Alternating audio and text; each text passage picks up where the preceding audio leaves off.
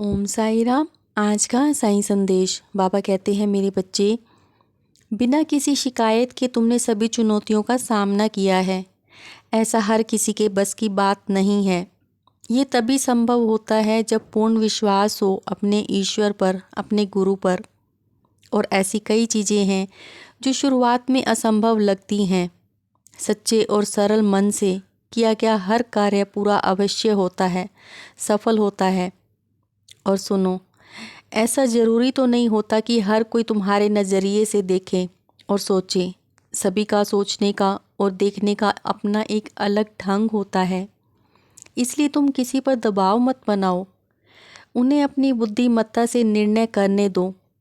बच्चे, मैं जानता हूँ कि तुमने बहुत दिन से धैर्य रखा है कि अब कुछ चमत्कार होगा तुम्हारे जीवन में, अब किस्मत से कुछ बेहतर मिलेगा तुम्हें। बच्चे, ये सब देखने के लिए तुम तैयार रहो। बस कुछ ही दिनों में एक बहुत बड़ा परिवर्तन की लहर तुम्हें दिखाई देगी। तुम खुद पर गर्व महसूस करोगे। परिस्थिति को बदल दिया तुमने, जिसकी शायद ही किसी ने कल्पना की होगी। मेहनत की सीढ़ी पर हर कोई नहीं चढ़ पाता, परंतु जब रास्ता संघर्ष वाला हो तो सफलता की सीढ़ी पर चढ़ जाता है और सफलता की ऊंचाइयों को छूता है। तुम अपने बाबा पर विश्वास करते हो और इस विश्वास का मान भी रखो। तुम्हारे भाग्य मेरे हाथ में है और जैसा मैं चाहता हूँ वैसा ही होगा। तुम बस अपने कर्म करो, बाकी सब मुझ पर छोड़ दो।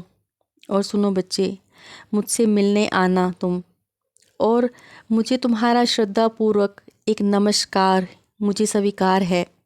मैं ये नहीं देखता हूँ कि तुम मेरे लिए फूल लाए या नहीं, तुमने प्रसाद में मुझे मिठाई का भोग लगाया या नहीं, तुमने उच्च स्वर में मेरी आरती या भजन किया है या नहीं। मैं तो तुम्हारी श्रद्धा और भाव देखता हूँ। श्रद्धा भाव से किया गया एक प्रणाम तुम्हारा मुझे स्वीकार है बच्चे।